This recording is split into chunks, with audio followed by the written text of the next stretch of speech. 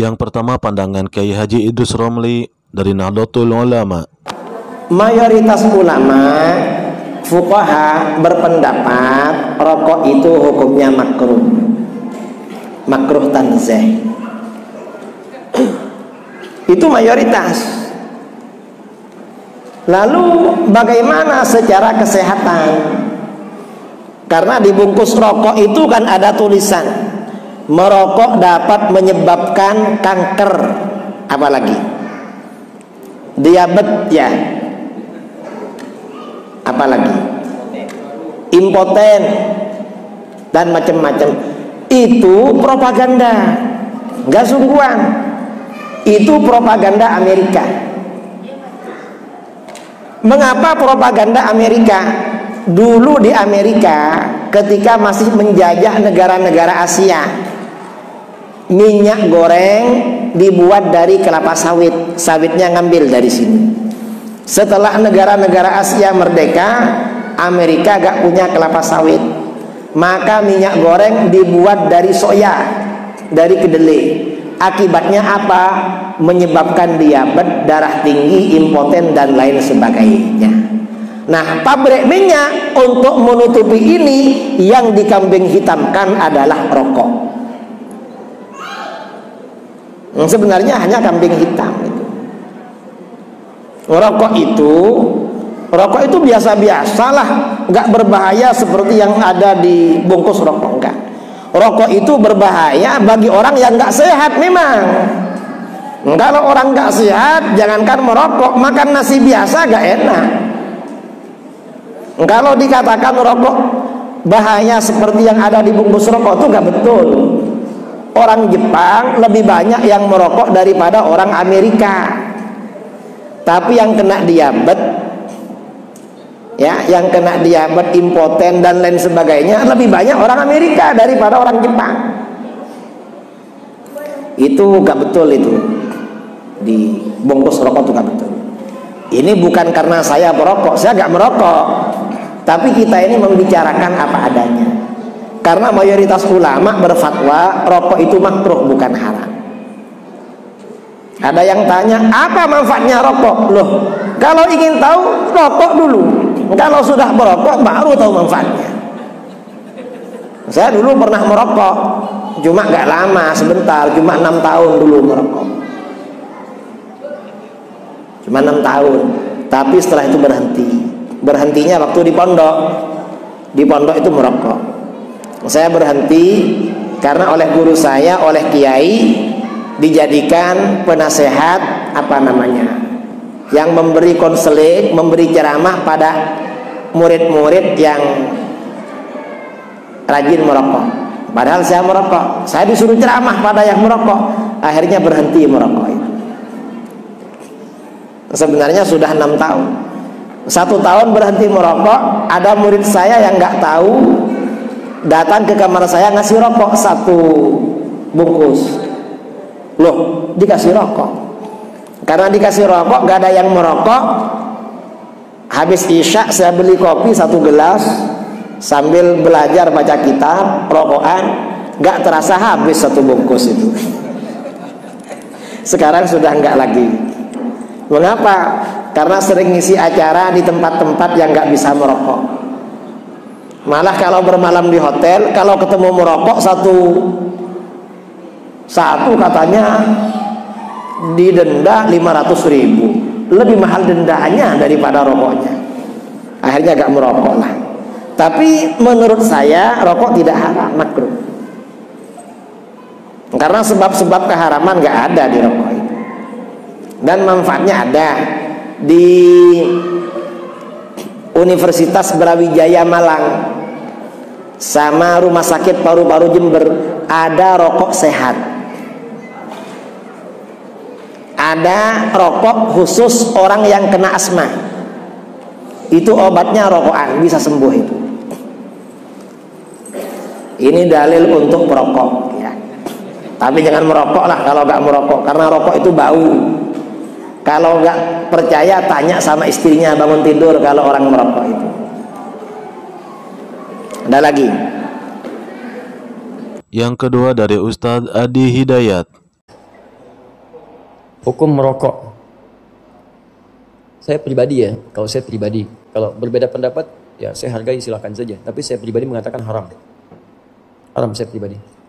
Kalau antum percaya dengan saya, ya antum tinggalkan rokok. Tinggalkan. Apa dalil yang menjadikan? Tolong sampaikan pada saya saja bukti, satu saja menguatkan pada saya bahwa rokok itu bisa halal. Halal itu kan artinya nggak ada masalah, hilal muskilah, nggak ada masalahnya. Tidak menimbulkan masalah, tidak madarat, tidak melanggar unsur yang bisa menyebabkan jatuh hukum-hukum yang sifatnya kemudian mencegah dari keburukan. Baik, mencegah dari keburukan, segala yang halal pasti baik. Baik dari segi hukum, baik dari manfaat, baik untuk kesehatan kalau itu makanan, baik untuk fisik kalau itu pakaian, baik untuk kehidupan kalau itu sekitaran dalam kehidupan kita. Sekarang persoalannya, tolong tunjukkan pada saya di mana sisi baik rokok yang dipandang secara objektif itu baik. Mana baiknya? Kalau rokok itu baik, antum boleh nggak anak antum yang 5 tahun dikasih rokok? Katanya baik. Antum sih nggak membolehkan anak antum merokok. Kenapa antum merokok? Bikin? Dan antum sepakat bahwa rokok itu kan ada racunnya. Di dalam rokok itu ada sesuatu yang berbahaya. Antum yang merokok, Masya Allah, menebarkan juga racun untuk orang lain. Dan penghisap itu kan lebih banyak ya negatifnya dibandingkan dengan perokok aktifnya. Perokok pasif itu lebih berbahaya. Dan sudah banyak penelitian di situ. Maka kalau saya pribadi mengatakan rokok haram gitu kan. Jangan membunuh jiwa sendiri dengan keadaan yang demikian. Kalau antum masih mau mengambil yang lainnya, ya itu terserah antum pribadi. Ya, tapi kalau antum bisa merokok misalnya sampai malam ini, saya katakan pada antum, kalau antum mencintai kita semua, berhentilah antum merokok. Simpan. Ya, setiap antum merokok, Masya Allah. Setiap mau merokok, antum bikin kotak aja dulu. Kalau bisa kotak kayak akuarium. Simpan. Ya, terus kebiasaan antum merokok, begitu kemudian ingin beli rokok, antum ganti Bismillah, masukkan ke akuarium itu. Bismillah, masukkan lagi. Bismillah, setiap mau merokok, berlindung kepada Allah. Ya Allah, jauhkan saya, Allah. Dari rokok jauhkan saya. Minta, bertekad. Tapi konsisten. Ya, begitu uang siap diberikan, masukkan akuarium, masukkan akuarium. Lihat dalam setahun. Begitu setahun, bisa beli motor antum. Buka akuariumnya, antum lihat. Ternyata kebiasaan merokok itu, ketika antum simpan, hasilnya bisa bermanfaat lebih untuk antum. Ya, jadi saya mohon kepada antum semua, kalau merokok lebih baik berhenti saja. Kalau ada pendapat lain, itu pendapat masing-masing. Tidak harus dan saling berselisih di situ. Jelas ya? Ustadz nggak merokok aja, nggak tahu caranya merokok. Ya memang saya nggak merokok, kan? Apa yang mau dipaksakan di situ? Kita beralih pada pandangan Ustadz Abdul Somad. Apa hukum orang merokok?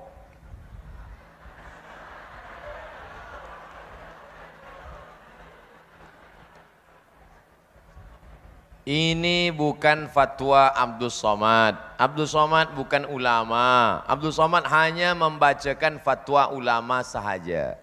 Pertama, Mufti Mesir, Syekh Ali Jum'ah. Kata Syekh Ali Jum'ah, Mufti Mesir, rokok haram. Mufti Mesir satu lagi, Syekh Nasr Farid Wasil. Kata Syekh Nasr Farid Wasil, rokok haram. Mufti Saudi Arabia, rokok haram. Saya tak tahu di Sabah rokok haram ke makruh. Ustaz Abdul Somad merokok, saya tak merokok. Itu fatwa ulama. Adakah ulama yang memfatwakan makruh? Ada. Sebab kata dia di Quran tak ada ayat menyebut ya ayyuhalladzina amanu inna rokok haram, tak ada. Kerana tidak ada dalam Quran, tak ada dalam hadis, tak ada Nabi cerita tentang tembakau, maka ulama berijtihad, ulama ikhtilaf. Yang satu mengatakan haram, yang satu mengatakan tak sampai pada darjah haram, hanya makruh saja. Nah, jadi puan-tuan pilihlah nak haram apa nak makruh. Tapi jangan gara-gara yang saya sampaikan ini ada makruh, yang dah berhenti dia merokok balik. Saya sebenarnya nak berhenti Ustaz, tapi sebab Ustaz kata makruh, saya pilih makruh je lah. Yang dah berhenti elok, sebab dia banyak memudaratkan, mudaratnya lebih besar daripada manfaatnya. Tapi saya nak cerita sikit. Ada sahabat saya namanya Al-Mukarram Al-Ustadz Luqman Syarif. Dia daripada UIA, IIU, International Islamic University Gombak. Jadi dia bercerita tentang seorang ulama. Di belakang rumah ulama ni ada pokok ubi, ada pokok tebu, ada pokok cabai, ada pokok tembakau. Suatu malam datang, dia duduk kat kampung, maka suatu malam datanglah babi, khinzir, maaf. Datang khinzir, pagi dia buka jendela tengok, habis tebu, habis cabai, habis kacang, habis ubi, semua tak ada. Yang tak dimakan babi khinzir hanya tembakau. Rupanya khinzir pun mengharamkan tembakau.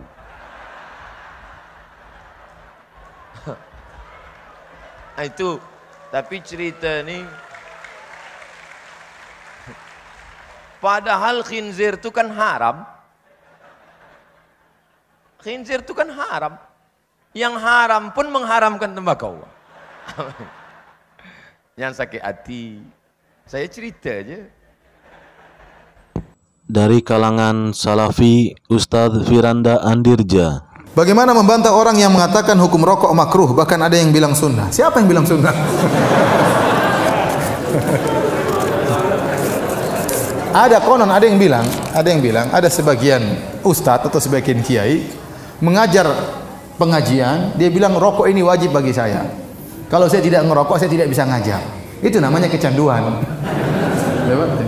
Sama, ada orang kalau nggak morfin dia stres. Dia nggak, stresnya bisa hilang kalau dia apa? Pakai morfin. Tapi bilang jadi morfin jadi halal, jadi wajib? Ya, enggak kan? Enggak. Ya, akhir rokok itu haram. Ya, saya termasuk orang yang paling terganggu dengan rokok. Ya, kalau orang tidak biasa merokok itu sangat stres dengan orang yang merokok. Ya, kata Nabi SAW, la darar wa la dirar. Tidak boleh memberi kemudaratan kepada diri sendiri dan tidak boleh juga memberi kemudaratan kepada orang lain. Ad-dararu yuzal. Ya, dalam kaidah namanya kemudaratan harus dihilangkan. Dan orang yang merokok dia memberi kemudaratan kepada dirinya dan beri kemudaratan kepada orang lain. Ya, misalnya di hotel terganggu, ada orang merokok di samping kamar kita, luar biasa, asapnya masuk ke subhanallah, asap rokok itu bisa masuk ke sela-sela ya. Rokok sebelah masuk ke kamar kita. Ini kemarin saya di Mekah seperti itu. Sampai istri saya, sampai kita apa istri saya setengah mati lagi. Apa ada asap rokok, kurang ajar ya. Sebelah merokok orang Indonesia. Aduh, kita mau tegur, ribut lagi, umroh lagi, macam-macam, enggak enak. Akhirnya ya sudah, mau diapain lagi. Tapi benar-benar mengganggu. Saya kemarin waktu hajian kemarin, ya, ada orang merokok di Muzdalifah. Jarak dia kira-kira mungkin 15 meter.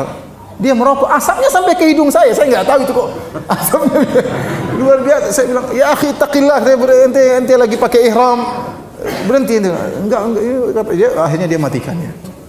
Mengganggu. Ya. Belum lagi kalau sholat, kemudian mulutnya bau rokok. Waladhdallin, amin, pedenya amin. Setengah meter sebelah kanan, setengah meter sebelah kiri. Ganggu orang ya. Yang paling menderita istrinya, kasihan. Ente kalau merokok yakinlah haram. Jangan ente bilang sunnah. Kalau ente yakin itu haram, suatu saat ente bisa meninggalkan. Berdoa kepada Allah supaya bisa meninggalkan. Tapi kalau itu sunnah. Ya gimana mau ditinggalkan sunnah? Dapat pahala merokok. Ini ngawur seperti ini. Apalagi wajib, bukan cuma sunnah. Hukumnya apa? Wajib. Saya sering sampaikan, rokok itu hukumnya haram, maka tidak ada orang yang merokok bilang apa? Bismillah. Enggak ada. Dan tidak ada orang setelah merokok bilang alhamdulillah. Enggak ada. Karena hati dia enggak enak sama malaikat. Masa merokok bilang apa? Bismillah. Dari organisasi Muhammadiyah, Ustadz Mujiman. Ini pertanyaan tentang rokok. Zaman Nabi tidak ada rokok. Karena zaman Nabi tidak ada rokok, maka dalilnya adalah dalil umum atau qiyas. Dalam hal ini yang pertama, bahwa Allah berfirman wa yuharrimu alaihimul khubais. Allah mengharamkan yang buruk-buruk. Wa yuhillu lahumut thayyibat, dan menghalalkan yang baik. Kira-kira rokok termasuk baik atau buruk? Kalau bilang baik, anaknya suruh ngerokok enggak? Istrinya suruh ngerokok enggak? Enggak, kenapa? Orang ilok yo, berarti enggak baik. Itu dari sisi dalil umum. Kemudian juga dilihat dari mudaratnya. Ada mudaratnya enggak? Setahu saya dokter-dokter yang pernah saya temui, baik dokter yang merokok atau tidak merokok, karena dokter yang merokok juga banyak, itu semua merekomendasikan kalau rokok itu tidak baik. Artinya apa? Rokok ini mengandung mudarat, dan dalil menghindari mudarat itu banyak. Yang terkenal la dororo wala diroro, jangan membahayakan diri sendiri maupun orang lain. Dan merokok itu membahayakan diri sendiri maupun orang lain. Ada dalil lain, ada di bungkus rokoknya, merokok membunuhmu, ya kan? Karena ada dalil merokok membunuhmu, di situ tertulis Maka Al-Quran mengatakan wala tulqu bi aidikum ila tahlukah, jangan jerumuskan kepada kebinasaan. Ada lagi wala taqtulu anfusakum, jangan bunuh dirimu sendiri, dan lain-lain. Kita ambil itu saja. Dari sisi itu maka rokok bisa diambil kesimpulan hukumnya antara dua. Yang pertama hukumnya makruh, yang kedua hukumnya haram. Jadi rokok itu bisa hukum makruh, bisa hukum haram. Nah, kalau saya pribadi memilih pendapat yang hukumnya haram, bukan makruh. Kenapa hukumnya haram? Mengganggu diri sendiri maupun orang lain, dan kandungan racunnya lebih banyak daripada manfaatnya. Dalam Quran ada khomer, itu salah satu ilahnya ismu ma akbaru min naf'ihima, bahayanya lebih besar daripada manfaatnya. Ini sama dengan rokok, bahayanya lebih besar daripada manfaatnya. Dan kadang banyak orang yang dia tidak peduli dengan anaknya, tapi peduli dengan rokoknya. Anaknya bilang ya jajan, tidak dibelikan, tapi dirinya merokok. Jadi ini memudaratkan bagi anaknya, yang harusnya anaknya bisa jajan malah untuk merokok, yang harusnya bisa ditabung, yang harusnya bisa untuk infak malah tidak infak, malah tidak nabung. Sehingga kalau saya pribadi lebih kepada pendapat haram tentang masalah rokok. Karena pendapatnya ini haram, maka kalau diberikan kepada orang lain sama saja tolong menolong dalam dosa dan permusuhan. Kalau permusuhannya tidak masuk ya, tapi tolong menolong dalam dosa. Wala ta'awanu alal ismi, jangan tolong menolong dalam dosa, kecuali berpendapat makruh. Kalau berpendapat makruh, maka diberikan kepada orang lain tidak termasuk tolong menolong dalam dosa. Kalau di Muhammadiyah sendiri pernah ada pendapat makruh, itu yang ada di buku Tanya Jawab Agama yang diterbitkan oleh Majelis Tarjih di jilid 1, itu hukumnya makruh. Tapi tahun 2007, 2010, 2020 itu ketika ada pertanyaan-pertanyaan yang sama tentang beasiswa pendidikan dari rokok. Pendapatnya apa tentang rokok, apa hukumnya di situ? Menurut Tarjih hukumnya haram. Nah, sehingga memang ada pendapat lama makruh, pendapat baru haram. Nah, sehingga terkait memberikan ke orang lain itu kembali kepada pendapat awal, hukumnya haram atau makruh. Kalau saya pribadi memilih yang haram. Sehingga kalau misalnya ada uang rokok, jaluk mentane wae, Pak. Dari jaluk mentane wae. Ngapunten kula mboten udut, kula nyuwun mentane mawon gitu. Pripun, Pak? Saya punya pendapat awal, punya konsekuensi. Iya, punya konsekuensi, betul. Iya. Kita membiarkan orang merokok dengan pendapat haram, dan saya juga membiarkan orang berbuat dosa, dan kita termasuk haram. Iya. Jadi konsekuensi dari itu karena saya nggak berani melarang orang yang lain, tidak berani mengingatkan, jadi ya saya berikan dulu. Oh iya. Jadi sah-sah saja dalam istihad di dalam apa hal yang terkait dengan fikih itu, apalagi ini nasnya di zaman Nabi tidak ada. Lalu kemudian muncul perbedaan pendapat, itu satu hal yang normal, satu hal yang normal. Kalau yang namanya amar ma'ruf nahi mungkar itu tidak bisa dilakukan dalam kaidah amar ma'ruf nahi mungkar, itu tidak bisa dilakukan dalam perkara khilafiyah. Karena ini khilafiyah, maka nahi mungkar rokok itu tidak bisa dilakukan. Berbeda dengan perkara yang disepakati, itu bisa dinahi mungkar. Khomer sepakat bisa dinahi mungkar, kalau rokok tidak bisa. Karena rokok ini termasuk perkara yang diperselisihkan. Karena termasuk perkara yang diperselisihkan, maka tidak ada nahi mungkar dalam perkara yang diperselisihkan. Kita baru bisa nahi mungkar dalam perkara yang disepakati. Karena ketika kita melarang orang lain, sementara orang lain tadi berpendapat makruh, maka dalam posisi khilafiyah semacam ini itu nahi mungkar tidak mesti dilakukan karena masuk ranah khilafiyah. Jadi itu diantara kaidah nahi mungkar. Kita tidak bisa nahi mungkar dalam perkara-perkara yang berbeda pendapat. Maka kalau ada orang yang melakukan sesuatu yang itu ranahnya khilafiyah lalu kemudian dicegah, itu tidak bisa dibenarkan. Tetapi sesuatu yang disepakati nahi mungkar itu bisa dijalankan. Jadi kalau terkait apa yang jenengan sampaikan tidak bisa mencegah, itu tidak masalah karena ini ranah khilafiyah. Jadi dalam ranah khilafiyah itu konteksnya adalah berlapang dada terhadap perbedaan pendapat. Karena kita punya pandangan haram, orang lain punya pandangan makruh, ya sudah, tidak bisa dihukumi sebagai kemungkaran karena ada beda pendapat. Bisa dipahami ya? Wallahu a'lam bishawab. Dan yang terakhir dari organisasi Majelis Tafsir Al-Quran, Dr. Andes Ahmad Sukina. Ya, akhir-akhir ini saya sangat resah Pak Ustadz karena di bulan April ini di desaku musim tanam tembakau. Berkenaan dengan hal itu, karena saya pernah membaca majalah Durasi yang terbit tahun 2008 tentang fatwa MUI yang mengharamkan rokok, dan beberapa minggu yang lalu Ustadz juga pernah menerangkan haramnya rokok, sama saja dengan bunuh diri dan itu haram.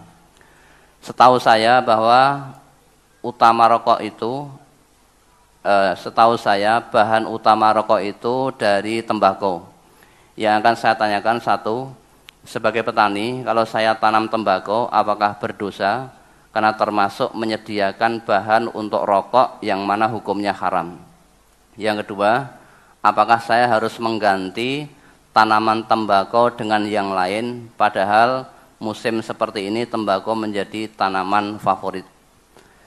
Terima kasih atas penerangannya Ustadz, karena besok saya akan mulai menanam tembakau, tapi sebelumnya mohon petunjuknya. Ini bagus ini. Jadi tanya sebelum berbuat itu bagus.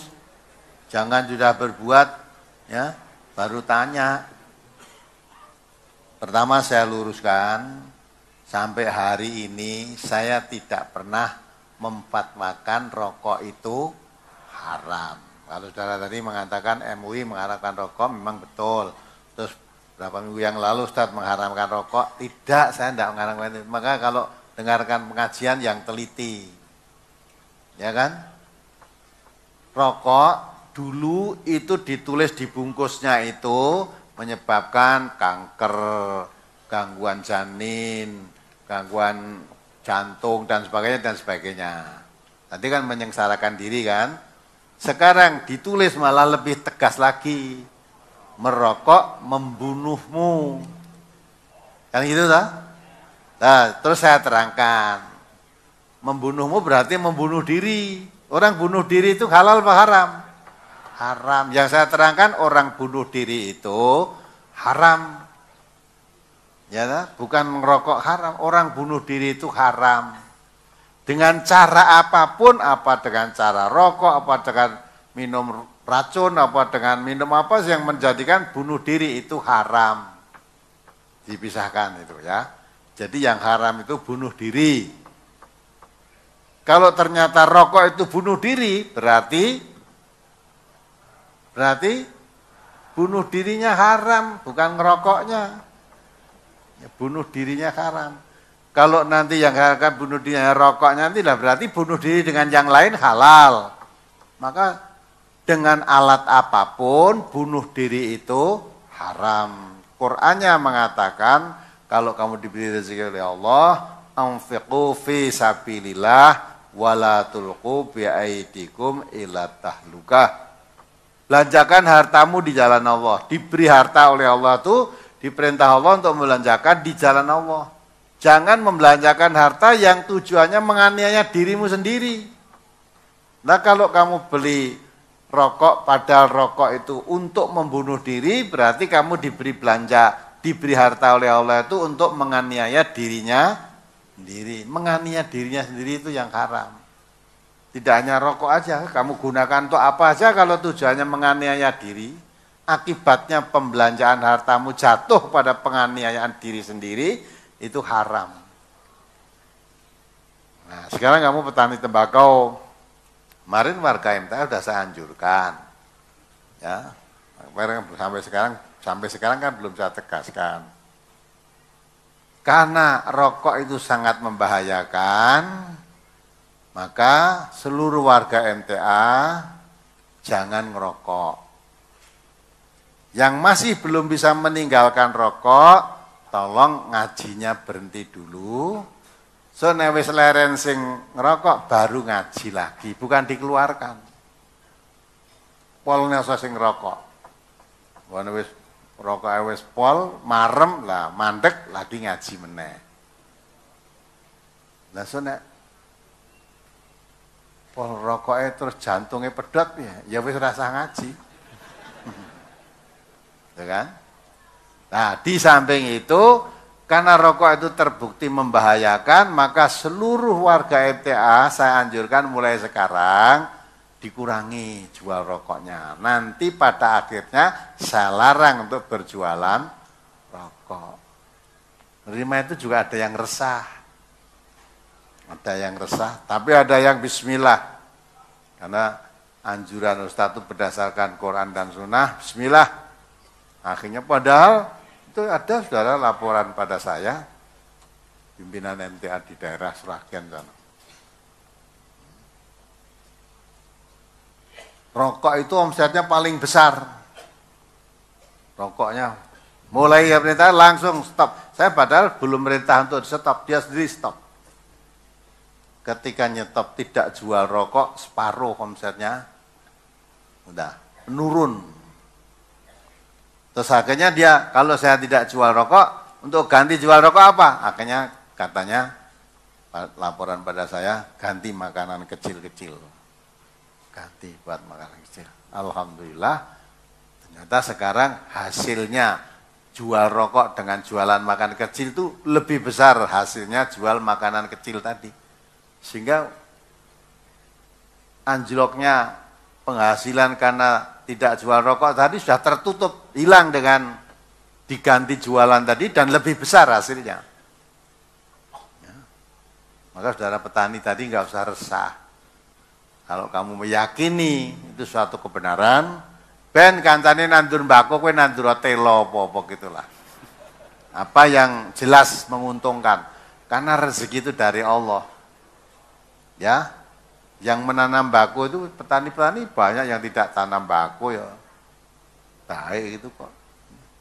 Ben kono do nandur bako karena saya ya bako itu sangat membahayakan jadi rokok tadi, ya sudah saya lebih baik tanam apa aja lah yang bukan bako, tanduri apa ya. Nah, ya, insya Allah nanti yang menumbuhkan itu Allah, menumbuhkan tanaman yang ditanam itu yang menumbuhkan Allah. Ya, hasilnya baik atau tidak Allah juga yang menentukan. Ya. Kancane itu, bako kabeh panen bako kabeh harganya mesti amblek nanti nek kabeh panen bako. Nah, alhamdulillah kabeh do dodol bako, lah kowe tanduri Lombok dhewe. Wes kancane dodot kowe kepedesen gitu. Kan harga Lombok mahal juga akhirnya. Dah. Insyaallah Allah memberi rezeki itu tidak dari satu arah. Tidak usah resah, yakin aja lah. Idza azamta fatawakkal 'ala Allah. Jangan coba-coba. Untuk kepada Allah jangan coba-coba. Bismillah. Saya hijrah dari tanaman yang merugikan manusia kepada yang menguntungkan manusia. Nanti Allah akan yang memberikan hasilnya. Belum tentu kok nandur bako mesti apik ya, belum tentu. Banyak juga yang petani tembakau mengeluh juga banyak kan. Nah, kalau kamu tidak nanam bako, nanti andai kata petani mengeluh, kamu tidak termasuk. Karena tidak menanam kok. Ya, tanaman apa yang kira-kira bisa? Insya Allah kalau niatnya lurus, Allah menggantinya.